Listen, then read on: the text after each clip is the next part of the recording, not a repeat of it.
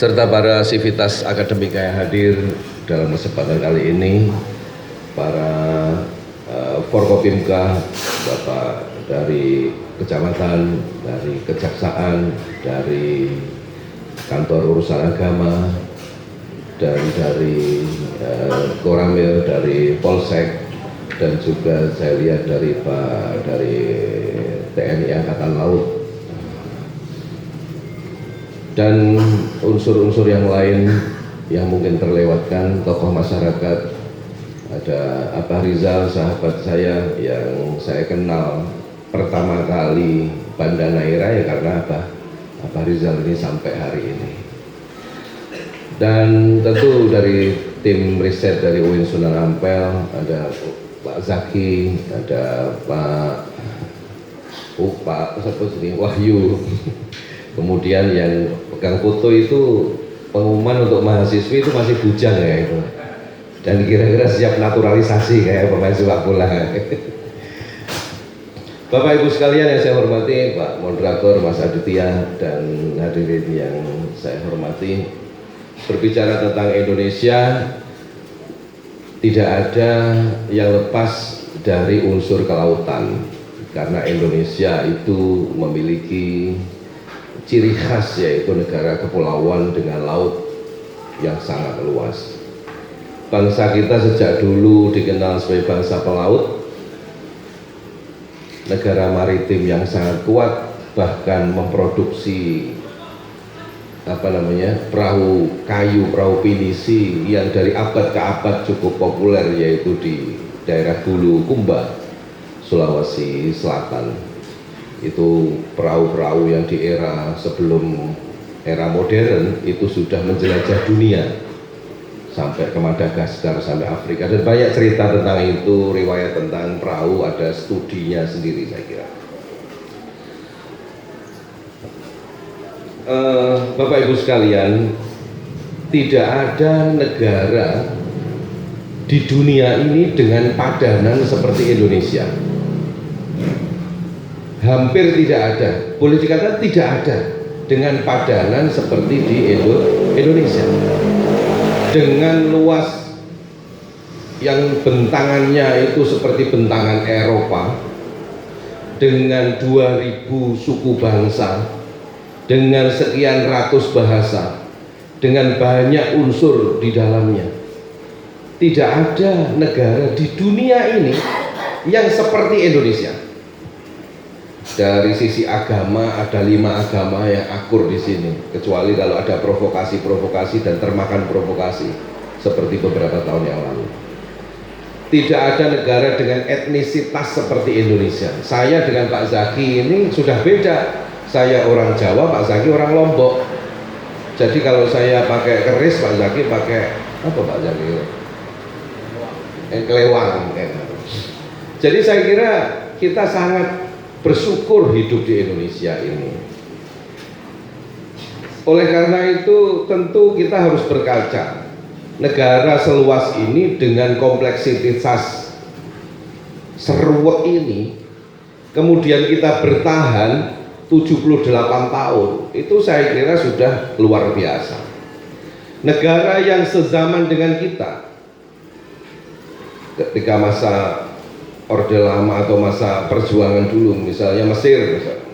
Karena kalau ukurannya gerakan non-blok mungkin ada Mesir. Mesir gagal untuk membangun negara. Mesir itu memiliki perguruan tinggi tertua di dunia, yaitu Al-Azhar, yang syekh-syekhnya dan grand syekhnya menjadi rujukan dalam fatwa-fatwa keagamaan maupun fatwa yang lain. Gagal dalam mengelola negara karena Mesir juga berkecamuk, berdarah-darah. Yugoslavia itu presidennya namanya Josip Broz Tito. Itu negaranya terpecah jadi berapa? Ada Serbia, ada Montenegro, ada Bosnia, dan beberapa negara kecil yang lain. Mungkin yang bertahan India. India itu waktu itu seangkatan dengan Nehru ya, Presiden Soekarno. Tetapi India juga tidak sekompleks Indonesia, karena India hanya terdiri dari daratan, ngumpul negaranya. Indonesia, Bapak Ibu sekalian, ini seperti bentangan Eropa dengan keruwetan mekanisme transportasi yang belum handal, belum proporsional. Bayangkan saya hanya untuk melintasi provinsi saja, dari Surabaya ke Banda Neira itu butuh waktu 48 jam, 2 hari. Itu setara dengan saya berangkat dari Surabaya ke Rusia itu, ke Moskow atau ke Birmingham, Inggris. Jadi apalagi itu kemarin itu karena semakin lama, karena dari Ambon tidak ada kapal ke sini, sehingga harus tidur dulu di Ambon, kemudian geser ke Tulehu, menyeberang ke Amahai, melewati Saparua dan sebagainya. Saya foto-foto di jalan, kemudian saya kirimkan kepada pimpinan kami, kok gak teko-teko, kok gak nyampe-nyampe. Foto masih di jalan ini Pak, itu masih Indonesia kan, guyonnya begitu. Dipikir sudah sampai luar negeri. Betapa kita bayangkan negeri dengan keadaan seperti ini, kita masih bersatu, itu sungguh luar biasa, luar biasa. Jadi bayangkan kalau emosi kita masing-masing pulau ini kemudian tersulut, kemudian orang minta pisah sendiri-sendiri, maka Indonesia itu bisa jadi yang terdiri dari ratusan negara, nggak hanya puluhan, itu bisa ratusan. Karena kalau Ambon merdeka, itu Banda Neira nggak mau mungkin ikut Ambon, pengen merdeka juga gitu. Jadi mungkin Pak Rizal pengen jadi capres lalu sini kan ya. Pak Adit pengen jadi Perdana Menteri kayaknya. Bapak Ibu sekalian, inilah keadaan Indonesia yang bagaimanapun keadaannya kita harus tetap bersyukur atas nikmat ini tadi. Di saat negara-negara lain kita prihatin, Palestina hari ini dibombardir dan sebagainya, tentu keprihatinan bagi kita semua. Ya apa boleh buat ya, karena memang kita letaknya jauh. Berjuangnya kita hari ini berdoa, nggak mungkin kita ngirim pasukan perang karena melewati berapa puluh negara. Oh, negara Arab saja diam-diam saja, ya, maka kita ya bagaimana? Karena keadaannya memang begitu. Hadirin sekalian yang saya hormati, kalau kita bicara tentang pembangunan manusia, tentu kita ingat apa yang disebut namanya SDGs, yaitu Sustainable Development Goals. Jadi tujuan pembangunan berkelanjutan. Ini telah disetujui komitmen atau pokok-pokok pikiran tentang SDGs ini dalam Perserikatan Bangsa-Bangsa. SDGs disepakati 190 negara tahun 2015 di New York, Amerika Serikat. New York itu dekatnya Manhattan. Manhattan itu dulu ditukar dengan Pulau Run itu tadi. Sekarang jadi kota tersibuk di dunia. Poin-poin dalam SDGs ini adalah tidak miskin, kemudian zero hunger, kesehatan yang baik, pendidikan berkualitas, kesetaraan gender, air bersih dan sanitasi, energi bersih dan terjangkau, pekerjaan layak dan pertumbuhan ekonomi, industri inovasi, dan seterusnya. Nomor 14, kehidupan bawah air, melestarikan, menggunakan berkelanjutan sumber daya laut, samudera, dan ekosistem pesisir untuk pembangunan berkelanjutan.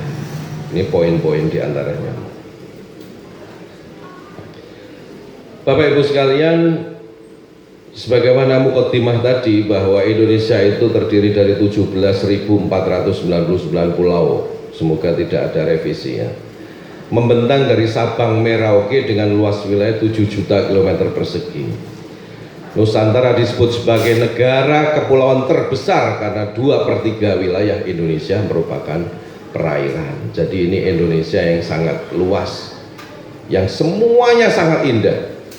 Jadi saya sudah pergi ke Labuan Bajo, ke Raja Ampat, ke Banda Neira. Jadi itu kalau saya di Surabaya kemudian saya diajak ke pantainya namanya WBL ke Lamongan, diajak Pak Zaki ke Malang, itu saya turun level gitu. Wong saya baru saja dari Indonesia Timur kok turun ke pantai-pantai Jawa yang isinya air mineral itu kan juga turun level, saya bilang Pak Zaki. Ayo ke Malang Gus. Alah, wong kita baru saja ke Banda Neira kok ke Malang. Jadi Indonesia Timur sungguh kepulauan di sini sangat indah dan luar biasa. Baik, saya singkat-singkat saja karena ini juga bapak-bapak semua sibuk dan juga kami juga kebetulan hari ini harus mempersiapkan diri untuk kembali ke Jawa Timur.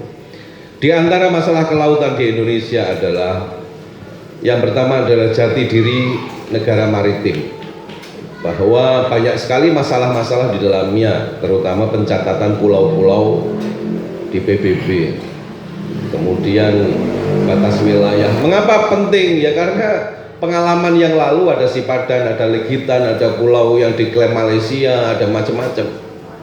Ini adalah meskipun jumlahnya tidak signifikan 0,0 sekian persen dari kilometer persegi Indonesia, tapi itu harkat dan martabat bangsa.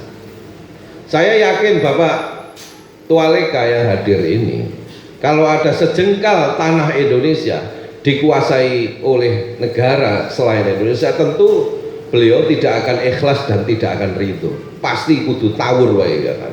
Harus minta kelahi saja kalau ada negara kita diinjak dengan tanpa izin.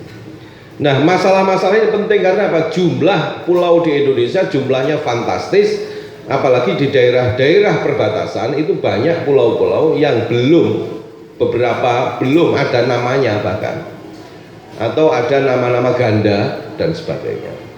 Nah, ini penting karena apa? Karena untuk pengakuan internasional itu pencatatan pulau-pulau itu penting. Kemudian batas wilayah, karena kita berseberangan dengan banyak negara. Kita itu berbatasan dengan banyak negara, ya kan? Dengan Malaysia, dengan Singapura, dengan Filipina, dengan India, bahkan di Andaman, di baratnya Aceh itu berbatasan dengan Timur-Timur, dengan Papua dan beberapa negara yang lain. Jadi ini penting bahwa kita itu memiliki jati diri maritim. Yang kedua, ini yang kita rasakan bersama adalah konektivitas nasional. Ya. Yang saya ceritakan tadi juga termasuk ada pelabuhan barang, pelabuhan penyeberangan, pelabuhan ikan dan sebagainya. Ini masih banyak terkendala oleh banyak hal. Jadi pelabuhan itu untuk masyarakat awam saja, awam ini stigmanya adalah isinya copet, ya kan? Copet, barang hilang, ya kan? Kira-kira begitulah. Kita belum mampu menciptakan pelabuhan senyaman misalnya bandar udara, yang kira-kira orang merasa nyaman. Kalau di pelabuhan itu cenderung kita bayangkan toiletnya susah, mau WAB susah, banyak orang lirak-lirik, nggak jelas, banyak calo, banyak macam-macam. Ini adalah satu masalah-masalah yang melingkupi. Termasuk jumlah pelabuhan, baik barang, penyeberangan, pelabuhan ikan, artinya semua konektivitas ini menjadi sangat penting untuk mendukung pembangunan Sustainable Development Goals itu tadi. Kemudian law enforcement, saya kira jelas bahwa pelanggaran-pelanggaran laut itu adalah masih sering terjadi, dan kita bisa melihat bahwa distrust, ketidakpercayaan dari publik itu, dari masyarakat itu karena rendahnya atau kurangnya law enforcement. Banyak pencuri-pencuri ikan kemudian dilepaskan, banyak kapal-kapal ikan dengan skala miliaran, puluhan miliar, ratusan miliar mencuri ikan, tapi dibebaskan atau dilepaskan begitu saja. Ya, yang nampak yang kecil-kecil ditangkap misalnya. Ini adalah beberapa hal tentang law enforcement. Kasus-kasus pelanggaran tapal batas dan sebagainya, kewilayahan, kemudian pemalsuan dokumen, pabean dan sebagainya, ini adalah juga bagian dari law enforcement. Kemudian perusakan lingkungan, ya kan? Kesadaran masyarakat untuk mencintai lingkungannya, terutama daerah pesisir, ini beberapa masih sangat memprihatinkan. Di satu sisi kita banyak melihat orang-orang yang gigih melakukan konservasi alam, di sisi yang lain banyak sekali orang yang dengan mudahnya mencemari dan membuat polusi di lingkungan kita. Nah, kemarin ketika ada kapal apa itu National Geographic, itu kan National Geographic itu basicnya kan orang-orang yang punya kepedulian pada masalah environment, masalah lingkungan hidup, walaupun ada divisi-divisinya. Nah, ketika kita masuk Banda Neira itu luar biasa, mereka mengagumi kita sebagai bangsa yang maritim. Saya ikut membersamai kawan-kawan sahabat-sahabat di Banda Neira untuk menyambut mereka.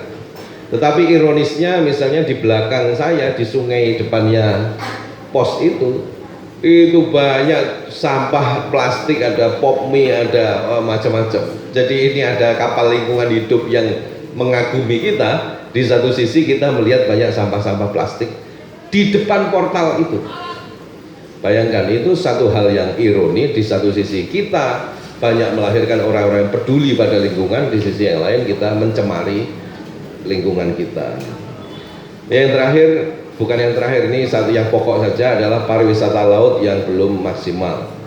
Jadi karena kita itu memiliki ribuan pantai, bukan hanya puluhan, ribuan pantai, maka saya kira pengelolaan kepariwisataan itu masih butuh banyak sentuhan, banyak inovasi, banyak kreativitas, yang itu tentu saja harus didukung oleh seluruh elemen bangsa, elemen masyarakat, pemerintah bersama kelompok-kelompok di masyarakat, bersama NGO, bersama tokoh masyarakat. Ini juga harus bahu-membahu. Tentu tidak hanya sekedar pariwisata, tetapi karakter keindonesiaan yang dikemas sebagai bentuk sebuah kepariwisataan itu jauh lebih bernilai daripada sekedar pariwisata saja. Banda Neira itu memiliki pariwisata yang luar biasa, yang tidak dimiliki oleh pulau-pulau lain. Kita memiliki pantai, kita memiliki hutan, kita memiliki pala, ya kan? Mungkin di Labuan Bajo juga ada pantainya, tetapi mereka Banda Neira itu memiliki sejarah, sementara di sana tidak ada sejarah yang istimewa. Ya, sejarahnya Komodo, ya kan? Tetapi kita melahirkan proses berdirinya bangsa. Ada Bung Hatta, ada Syahrir, ada Iwa Sumantri, ada Dr. Cipto dan pejuang-pejuang yang lainnya.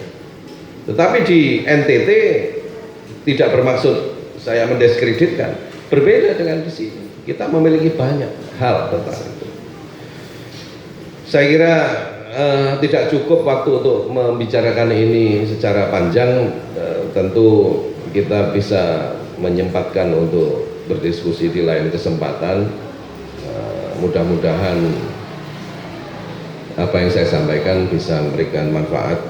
Meskipun saya yakin Bapak Ibu sekalian mungkin sudah sering mendengar tentang ini, tetapi ya sedikit banyak saya juga belajar dengan kawan-kawan dan sahabat di Banda Neira. Terima kasih dari kami sebelumnya. Mohon maaf yang sebesar-besarnya. Wallahul muwaffiq ila aqwamit thoriq. Wassalamualaikum warahmatullahi wabarakatuh.